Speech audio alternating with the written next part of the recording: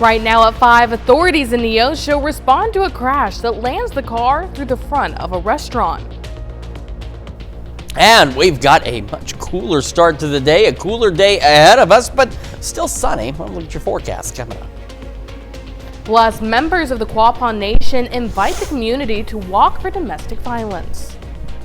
The 4 states' most watched news starts now.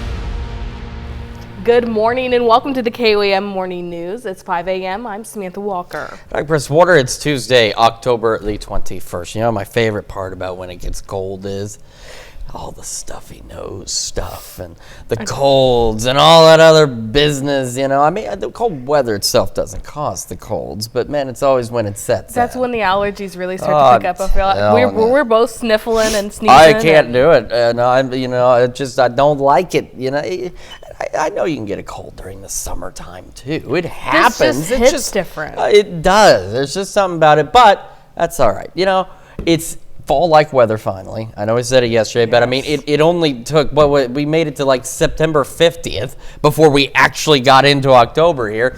But it has certainly been October. We had that front push through. It was a dry front, but it has brought our temperatures down, and we got a pretty cool, but otherwise fairly decent day ahead of us. Let's start with our live look outside downtown Pittsburgh. And it looks pretty good. We got clear skies out there. I saw maybe one cloud on the way in this morning. That was really about it. But our camera at 7th and Range Line looks good as well. And the MoDOT camera, 20th and Range Line in Joplin, looks good as well. So again, not a bad start to the day and not a bad day ahead of us, at least on the future track. There's not much to talk about. Now, we're still breezy today, not as windy as yesterday.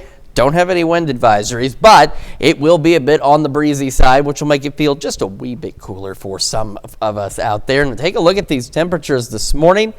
That's a bit more like what we should be seeing for this time of year. However, Neodesha, Parsons, upper 30s, 37 Neodesha, 38 in Parsons. So now you're about 10 degrees below normal, but most of us into the upper 40s, still some low 50s out there as well, but a considerably more fall-like start to the day. All right. Kids heading out the door might want that jacket. Upper 40s, clear skies, a bit breezy, 64. By lunch and recess, 67 when they head home later today. But clear skies, and I said a bit breezy. Winds out of the northwest, occasionally gusting to 25. We'll go low 50s by 9 o'clock this morning. Right about the mid 60s by noon. Our highs today into the upper 60s. The down south could get a couple of low 70s, but still at or even a little below average for us on our Tuesday. We do warm up a bit over the next couple of days, and we're watching some thunderstorm chances late Thursday. We'll go over those details with you here in just a few more minutes. Samantha? Chris, thanks. The Jasper County prosecutor rules an officer-involved shooting that killed a Joplin man was justified. Gavin Newton died from injuries sustained in April when a deputy shot him during a domestic disturbance call. The prosecutor says Newton was intoxicated, refused commands to show his hands, and claimed he had a gun. When Newton charged the deputies with a knife, one deputy fired his weapon. Jasper County prosecuting attorney Teresa Kenny says, quote, the man was almost on top of the deputy when he fired his weapon. Under the circumstances, the shooting was justified. The Missouri State Highway Patrol completed its investigation in August. The officer on leave following the incident was cleared and has been back to work. Some dramatic video out of Clinton, Missouri yesterday. This is footage of a suspect fleeing a gas station yesterday morning and sending a Clinton police officer flying into his patrol car. Officers responded to the initial call around 8:45 regarding a woman asking for help. She told officers she had been assaulted and not allowed to leave. When officers approached the suspect, he refused to leave the parking lot. The video shows the moment when he reverses the car and strikes a Clinton officer, throwing him onto his patrol car. Police followed the suspect, who crashed his vehicle into a lake. He continued to run, but was caught by Clinton police. A driver is rushed to the hospital following a tractor-trailer and passenger car collision in Newton County. It happened just east of Missouri 59 and US 60 yesterday morning.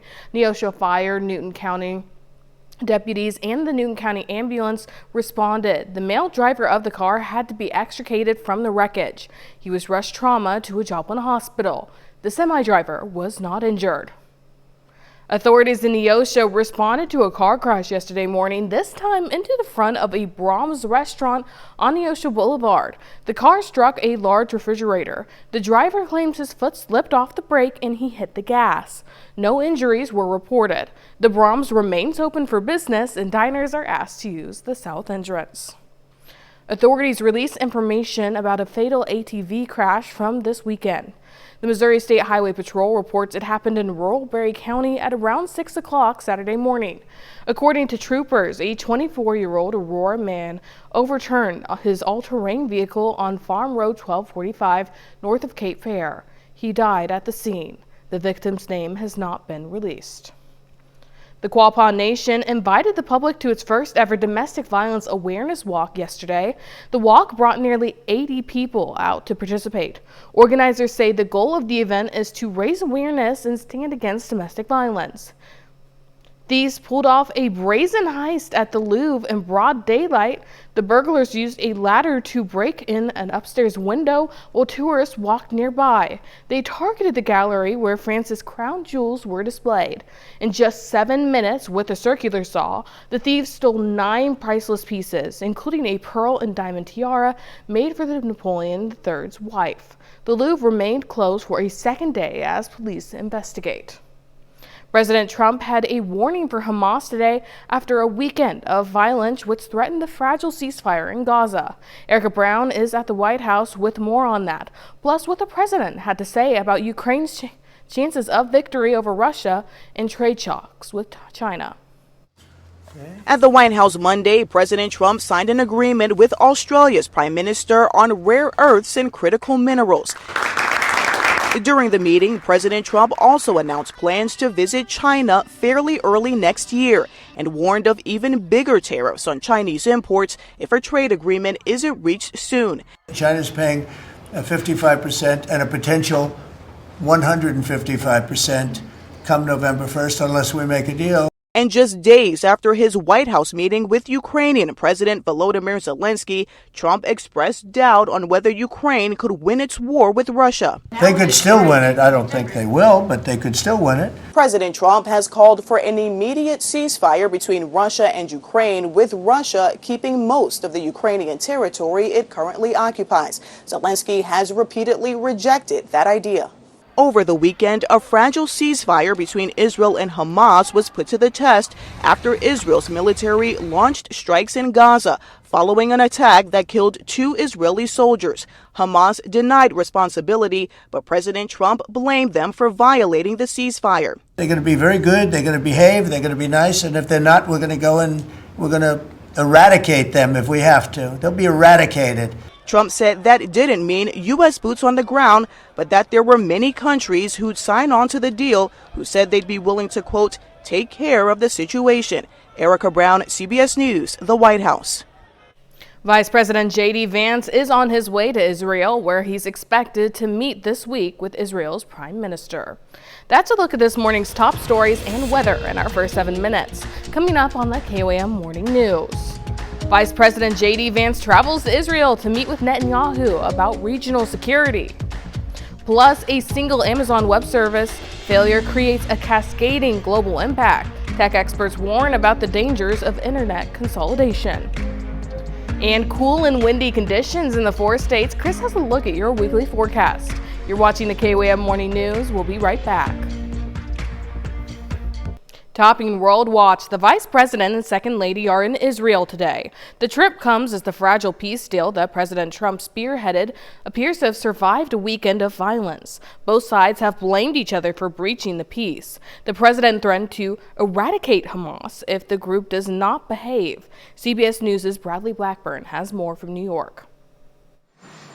Vice President J.D. Vance is the latest U.S. official to travel to Israel since the ceasefire agreement with Hamas took effect. J.D. Vance, ואנחנו נשוחח. Israeli Prime Minister Benjamin Netanyahu told his parliament the two will meet and talk about regional security issues and political opportunities. An Israeli government spokesperson says Netanyahu also met Monday with U.S. Special Envoy Steve Witkoff and President Trump's son-in-law Jared Kushner. The two key negotiators were likely there to discuss next steps and shore up the already fragile ceasefire.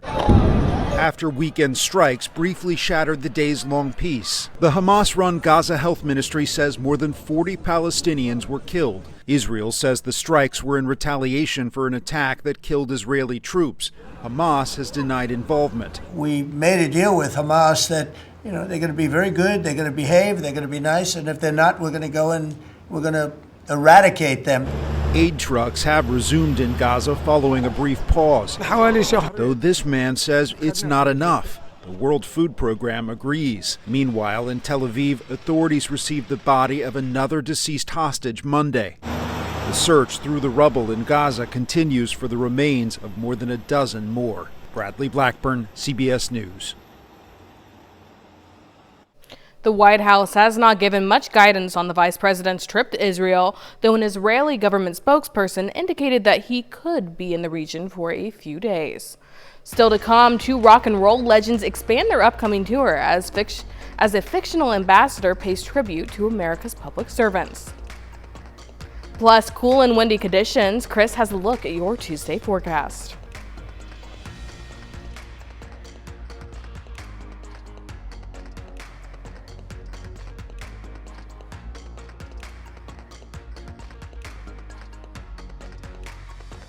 Two rock and roll legends expand their upcoming tour as a fictional ambassador pays tribute to America's public servants.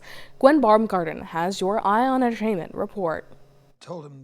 Another season of The Diplomat is now available on Netflix. Kerry Russell stars as the U.S. ambassador in London, navigating personal conflicts and geopolitics. We get to show you little details that there's so much about government and the inner workings we have no idea about. And I love and I feel honored and proud that our show shines a light on our civil servants and some of these organizations. The Diplomat has been renewed for a fourth season. Hey, it's me, John Mulaney, and I've got great news. I'm going on tour. The video is unconventional, but despite the blindfold, John Mulaney is already seeing success with his Mr. Whatever tour. 25 new dates were just added to the tour's 2026 leg. Tickets go on sale this week. And Rush is also expanding their North American tour after a rush of sold-out shows. I cannot tell you how surprising and overwhelmed we are. Totally blown away by the response. The Canadian rockers took to YouTube to announce 17 new cities were added to their 50-something tour, kicking off in June. Cameras roll as cheating partners are confronted. He's lying to us both. Caught in the act, Unfaithful is back for season 4 with Tammy Roman as host. These people are real. These are real relationships. They are having challenges and they are seeking my advice. Why me? Because I've had my fair share of experiences with betrayal. The reality show returns tonight on MTV.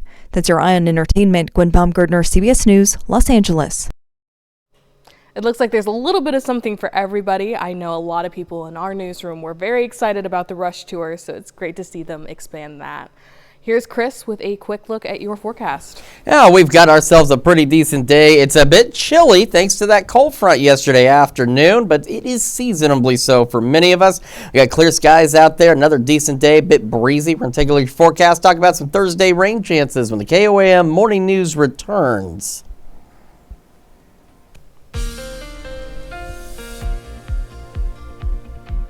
Welcome back to the KOAM Morning News, 5:21 now on this Tuesday morning. And we're going to start with the future track. Now, for the next couple of days, there's really not a lot to see. We'll have some gusty northwest winds today, not as breezy as yesterday, but we will be cooler and we'll be pretty chilly overnight again tonight. Now, tomorrow afternoon, we will get a little closer to average. Winds will be lighter, but then they'll switch on us and start building in out of the southwest at about 5 to 10. In fact, we're expecting calm winds overnight tonight, so a nice little break from the gusty winds we've had. So we've skipped through really today and tomorrow because, again, there's not really much going on. A couple of very nice fall-like days. And in fact, it won't be until late Thursday that we start to see opportunities for thunderstorms. And as we've talked about in the past, the future track thing that I use for you all in the morning is really just to get you through the next few days. It doesn't go very far, and it stops right at Friday at 1 a.m. But you can see by late Thursday into the overnight hours and very early Friday, clouds clouds increase pretty quickly, and we start seeing some shower and thunderstorm chances out there. Now, right now, we're not looking at anything overly concerning, but what we will watch, because there's at least some signals, really more so to our west, and I'm talking panhandle of Oklahoma, Texas west, okay? There's some signals for some stronger storms, but we do have, as of at least right now, a level 1 out of 5 risk. It's just barely clipping us here. Parts of Montgomery County, Chautauqua County, Washington County, and western Nevada County. And then that light green is just general thunderstorms. So we're really not even expecting that much. Could this change? Of course it could. Could Mother Nature do whatever she chooses? She usually does. But at least at this point, we're not expecting anything significant or widespread. We'll keep an eye on it for you. But it looks like anything that develops that is going to be strong to severe, those greater chances well to our west. And by the time it gets here, we'll just have a few rumbles of thunder, maybe some rain to go along with that. So we'll keep an eye on it. If anything changes, as I mentioned, whether it's for the worse or for better, we will certainly let you know. But at this time, not a major concern for severe weather as we head into Thursday and Friday. As for today, 0 concerns for severe weather, upper 40s to start our day. Now, bear in mind, that's about where we should be. Clear skies out there, low 60s by 11 a.m. because we'll have that northwest wind continuing to gust upwards of 25 miles an hour. So again, not as breezy as yesterday, but still a bit on the gusty side. Clear skies into the afternoon. And we'll make it into the upper 60s. Some of our southwestern communities might make the low 70s, but again, either way you paint that, low 70s about where our average high should be. So many of us are going to be below normal, but a few of us might be right at normal. Overnight tonight, another chilly one, a little below normal out there again. Clear skies. Of course, with clear skies, there's no cloud cover. There's nothing to keep any warm air in, period. So overnight, our temperatures will eventually drop back into the low to mid 40s again. And like this morning, could we get a couple of upper 30s tomorrow? We certainly could. Not expecting anything widespread. That's why we don't have any frost advisories or anything like that right now. But could we see some locations drop back into the upper 30s? Yes, we could. Winds will be calm overnight tonight.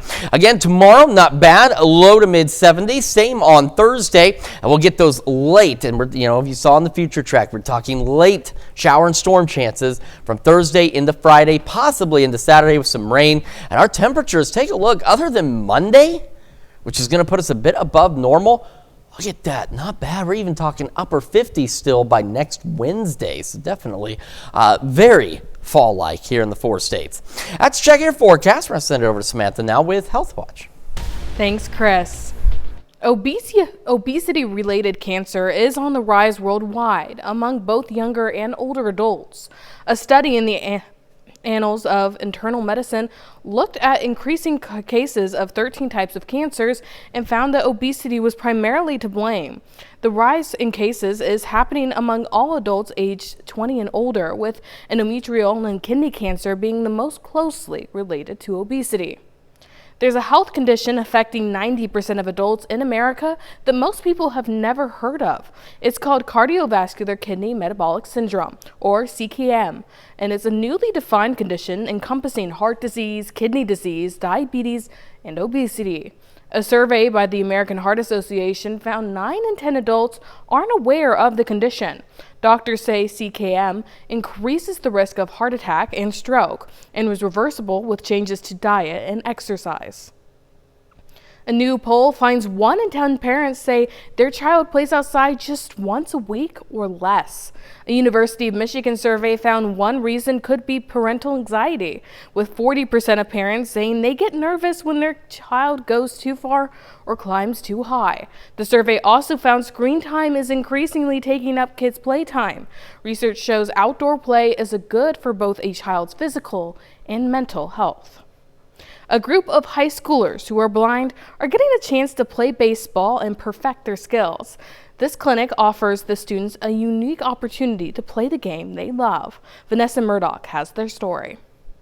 You want this elbow should be this high as you throw the ball. Throwing, hitting, and running bases. The United States Blind Baseball Association introduced the basics for students at New York Institute for Special Education in the Bronx. The adapted game is 100% audible, says USBBA President and CEO Ed Plumacher. Now in our game, you hear the sound. The jingle essential in hitting and catching.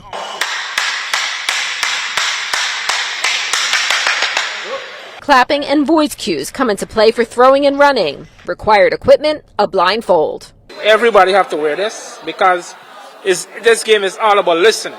Senior Edwin Vidal says exposure to a new sport is fun. The best part so far?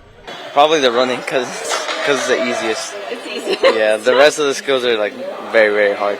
The accuracy comes as no surprise to adaptive phys ed teacher Karina Cam. Well, we train really hard with throwing throughout the school year just in adaptive PE class. And sports have been a big part of the curriculum since the school opened in 1831. The U.S. Blind Baseball Association is also hoping to find some new recruits with raw talent. We are launching a youth initiative program in New York City starting next spring. We're in Central Park. The goal, grow the sport and develop a larger pool of athletes to represent the U.S. at international competition. Edwin says he's up for the challenge. He can handle anything a seeing person can. Just because we're blind doesn't mean we're less capable. Oh, nice! Vanessa Murdoch, CBS News, New York. That's a look at some of today's top health stories. We'll be right back. Right now at 5:30, zoning restrictions block Good Neighbor Project from buying a Miami church building. And it's a bit chilly out there this morning, and it's not as windy as yesterday, but still a breezy day ahead. I'll look at your forecast coming up. Plus, Barton County voters will soon weigh in on a proposed use tax. The 4 states' most watched news starts now.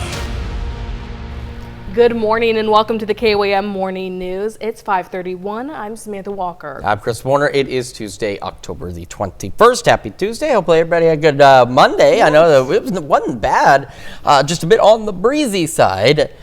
But feeling like fall, I was able to break out a sweater and try not to fly away as it became like an umbrella. I'm telling you, that's when I was younger. I'm not kidding. I had a big heavy coat and I could like fly for a little bit in the breeze. Not by much and not very far, not very high, but I really could back when I was in elementary school. Yesterday was Mary Poppins level wind. It certainly was. Carry you away. I know in Joplin alone, I saw one small little tree that came down on 20th between Byers and Pearl into the roadway. It wasn't a big one by any means, but still, it was a bit breezy. I had a few branches down in my backyard too. Nothing big, but those winds were something else yesterday. Yeah, my Halloween decorations in the front yard had to be picked up a few different times to not be the neighbor's Halloween decoration. Right, I have no doubt about that. Now again, it's still breezy today, but not nearly as breezy as what we got yesterday. But first, let's start with a look outside. And there it is. It's downtown Pittsburgh. Skies are clear again on my way, and I think I saw a cloud, and that was really about it. Our camera 7th in range line looks pretty good too so far this morning, and the MoDOT camera 20th in range line in Joplin looking back to the north, looking pretty good. It's a little more steady right now because the winds aren't quite gusting just yet. We're just getting occasional gusts, but they will pick back up as we head into the afternoon, and that's really, really through the morning into the afternoon. That's really all we've got today. It's just some gusty winds. Future track, there are no clouds, there's no rain, there's no anything out there as we head through our Tuesday. Later this evening, though, you saw these wind arrows start slowing down a bit. Winds will begin to ease up, and they'll actually become calm overnight tonight. Look at these temperatures, though. So we should be in the upper 40s, and we've got Parsons and Neodesha both in the upper 30s this morning. 38 in Parsons, 39 in Neodesha. So it's not widespread, and could we have this happen again tonight into tomorrow where we get a couple of 30-degree readings or upper 30s? Yeah, we certainly could, but more so it's going to be just like you see here, upper 40s. It looks like at this point right now, Joplin's the warm spot at 51, Carthage right behind at 50. So we should again be in the upper 40s, a lot more of us right about where we should be. Kids heading out the door, Samantha mentioned, they might want that sweater or a jacket, maybe something they can stay comfy in. It's not going to be as warm as yesterday, so be prepared for that as well. We'll go 47 as they head out the door, 64 by lunch and recess, 67 as they head home. We're looking at low 50s by 9, mid 60s by noon, and our highs today, most of us into the upper 60s, so our southern communities could make the low 70s, but still a very typical fall-like day, and northwest winds occasionally gusting to 25, not to 50 this time, but upwards of 25 still. We do have some rain chances later this week, and our seasonable weather looks to stick around for a while as well. Details on all of that here in just a few more minutes. Samantha? Chris, thanks. A community organization in Miami, Oklahoma hopes to open a warming and cooling center, but it seems they've hit a roadblock. The Good Neighbor Project was seeking a new piece of property to help with the homeless community. Reporter Ty Parks has more from Miami. Neighbor Project is an organization that seeks to give back in the Miami area. They started helping people shortly before the pandemic, and after the virus faded back, they focus on the street citizens of Miami. And there's a lot of stigma that comes with somebody that's, on the streets. They call them drug addicts, alcoholics, all this other stuff. And though some true in some cases, a lot of people, they just fell and there was nobody there to pick them up. Aldridge says that they know if they had a building they could use as a home base. We can get them their benefits. We can get them, off the treatment. We can do all those things if we just had a permanent facility. So this facility hunt's been going on for, like I said, about 5 years. We've been close a couple times, and we really rely on God to direct us. Vacant church on the corner of West Central and East Street Southwest is perfect. But the church has been there for a lot of years. So the only different thing that we're doing from a normal church, we're going to be open more than just Sunday. We're still going to have services in the church. We've got a couple pastors on our staff that's willing to come in and do service with them. And then our kitchen will be open, like I said, 3 times a day. Until the city zoning board told them the church is not zoned correctly, GMP can take the matter to the zoning board for a change. Good Neighbor will look at their options to continue their mission. I don't want to see people, not in our country. We shouldn't have people going hungry in our country. And it is frustrating that it's happening. In Miami, Oklahoma, Ty Parks, KOAM News. The city of Miami says it opens the Civic Center and the downtown attraction buildings during weather events. Today, we're officially in the School Bus Safety Week. Missouri State Highway Patrol wants to remind parents, drivers, and students there are several simple ways to keep our smallest passengers safe on their way to and from school. Troopers have plenty of advice for making school bus safety, not just for the week, but all year round. Just head over to our website, that's KOAMnewsnow.com, for more information. Voters in Barton County, Missouri will decide whether to approve a use tax. If they vote to pass it, the current tax rate would not go up, but it would extend the tax to online and out-of-county purchases. KOAM's Blake Goley explains how it works. When people buy items in Barton County, they pay a local sales tax. That money helps fund the county's ambulance district, covering expenses like equipment, vehicles, and training. But when someone orders the same item online or buys it in another county, that tax isn't collected locally. The Barton County EMS director explains, as more purchasing shifts online, our local sales tax revenue has declined. Approving this use tax will help protect essential funding for the ambulance district, while keeping tax rates fair and consistent no matter where goods are purchased. The proposed use tax would change that by applying the same tax rate to out-of-area purchases. The tax rate would match what residents already pay on local sales. If the rate ever changes in the future, the use tax would automatically change to match. County officials say this type of tax is common in other parts of Missouri and helps keep local services funded as more shopping moves online. The question will be on the November 4th ballot. A yes vote allows the ambulance district to collect the use tax, while a no vote keeps the current system in place. In Barton County, Blake Gully, KOAM News. That's a look at our top news stories. Coming up this half hour on the KOAM Morning News, workers could pay 6 to 7% more for employer health plans next year. Plus, how one designer is turning thrift finds into runway fashion. We'll have the latest. You're watching the KOAM Morning News. In Consumer Watch, Amazon Web Services is back operational after a massive outage earlier Monday rippled across thousands of internet sites around the world. Users yesterday had reported problems with popular platforms like Roblox, Venmo, and Snapchat, while multiple airlines and Amtrak said the outage caused some minor delays and brief technical issues on their ends. AWS says the outage was caused by an underlying internal subsystem responsible for monitoring the health of our network load balancers. Workers could pay 6 to 7% more for their employer-sponsored health plans next year. According to a survey from consulting firm Mercer, the study found several reasons for the jump, including costly treatments like GLP-1, weight loss drugs, plus an aging population that uses more medical services. The Kaiser Family Foundation estimates that more than 164 million Americans get their insurance coverage through an employer. And a familiar holiday treat is getting a new look this year to mark its 40th anniversary. This year, those iconic Little Debbie Christmas tree cakes will feature special Santa Claus packaging.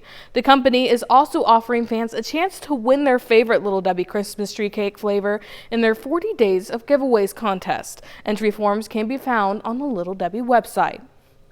A terrifying mid-air scare this weekend when a lithium-ion battery caught fire on a flight from China to South Korea.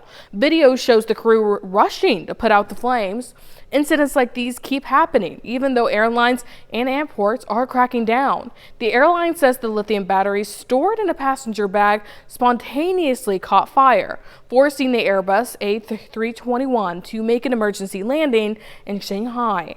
The FAA reports at least 62 incidents involving lithium batteries leading to smoke, fire, or extreme heat on flights in the first 9 months of this year. There's a designer shaking up the fashion world, taking clothes from thrift stores around the country and turning them into high-end runway-ready designs. It's the ultimate example of upcycling, as more people grow conscious of textile waste and the rising cost of clothing. Jared Hill has more.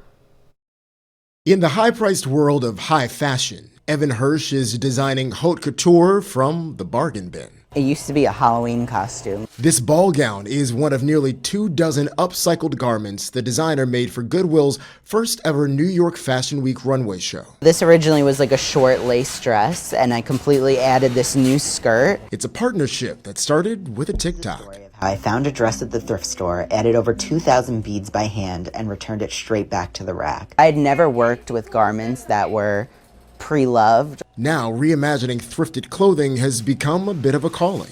A dress could be upcycled into something that would be good for like a prom. Yeah, 100%. I feel like so many people want a custom one-of-a-kind dress for their special day. And I think this is a great way to do it at a better price point and also in a really eco-friendly way. With the rise in cheap fast fashion, textile waste has ballooned to 92 million tons a year. But James Reinhart, CEO and founder of online consignment retailer ThredUp, says he's starting to see a shift. I think people are reacting to the sort of proliferation of products and product pollution in apparel and looking for a different way to consume. Lawmakers are also looking to tackle textile waste. In 2024, California passed the nation's first law requiring clothing producers fund and participate in the collection, repair, and recycling of their products. Hirsch is hoping his story can inspire. What would you recommend for someone who's in a store looking at garments and maybe can't yet see the second life? I would just think about what you want to wear. Like, I would start backwards and think about something that you would dream to own. Threading a way to a more sustainable future. Jared Hill, CBS News, New York. Hirsch's designs featured in the Goodwill Fashion Show are being auctioned off on shopgoodwill.com.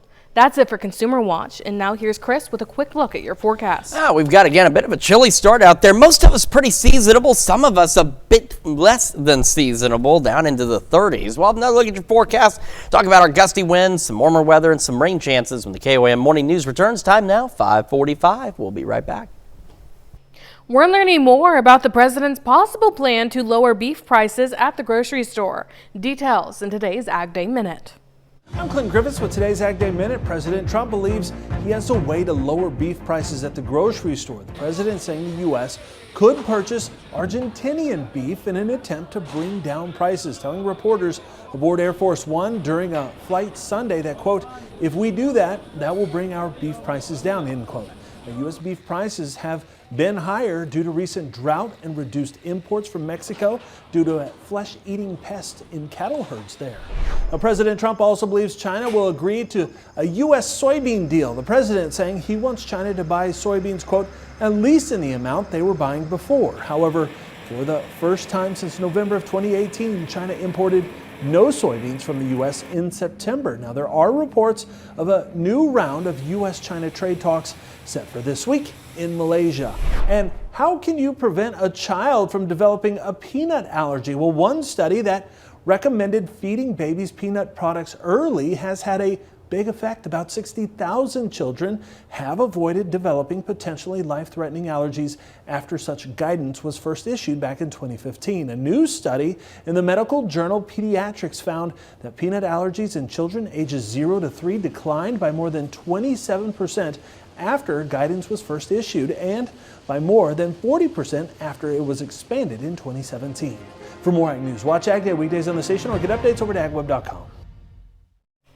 Now let's take it over to Chris with a quick look at your forecast. Yeah, we've got a pretty nice day ahead of us. A little cooler than normal. Again, not that that's bad because, like I said earlier, we were counting up from September, and I think we made it to about September 49th or 50th before we actually started to get some October-like weather. And now that it's here, it does not seem to want to let go, and that's a good thing. I know I don't really like the super cold weather, but I'm ready for it to cool back and feel a little more like fall. And it will continue to do so for a while now, hopefully for the rest of the fall season until we get into winter. Now, all right, future track for today. The only thing we've got to worry about today is just some gusty winds. Not as strong as yesterday. It's why we don't have any wind advisories, but these northwest winds through most of the day could gust upwards of 25, maybe 30 miles an hour here and there. Now, as we go later into the evening and overnight, and you see how fast those windows were moving now, see how they've slowed down.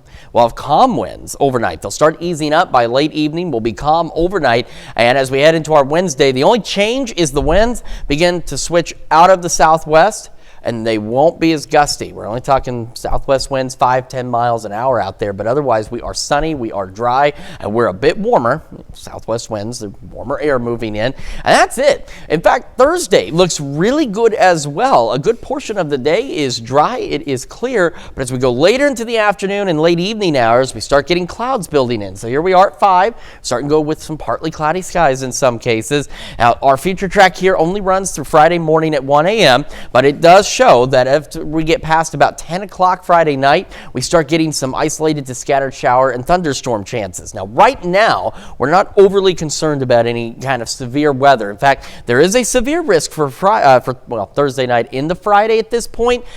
And I'll show you where it clips into our area. It's just barely. It's a level 1 out of 5 risk.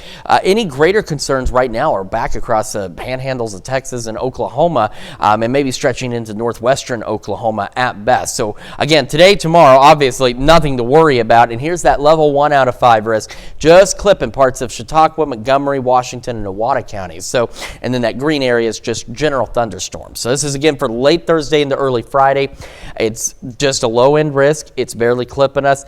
Not expecting that to really change. Could it change? As I've mentioned before, Mother Nature, she does her thing, but there's not really an expectation of an increase or a concern with any kind of significant severe weather heading into Friday and possibly Saturday, as the storm chances may continue into Saturday. All right, for us though today, clear skies, upper 40s to start. We're going to go low 60s by 11 o'clock this morning. Our highs today into the upper 60s. Now, some of our southern counties could get into the low 70s, but still not a bad day at all. Just those northwest winds gusting to 25. As I mentioned, as we get late evening, the winds will ease up, and of course, clear skies. There's no cloud cover, nothing to keep the warm air in. And so another chilly night out there, some low to mid 40s. And like this morning, we've had Neodesha and Parsons have been in the upper 30s throughout the morning so far. Could we get a couple of more upper 30s tomorrow, tonight into tomorrow? We sure could. Are we expecting widespread 30s? Not at this time. But a couple of those, a couple of communities could get pretty darn cold out there. All right, tomorrow, low 70s Thursday. And then thanks to the clouds and the rain, see, that's why I talk about those clouds. We keep in the warm air, so we're a little mild overnight for Thursday into Friday. Got rain chances, cloudy skies otherwise, mid-60s Friday, Saturday. Could get some storms on Monday. We're a little warmer at that point, and then we cool right back down, even some upper 50s possible next week. Let's check your forecast. We're back with more after this.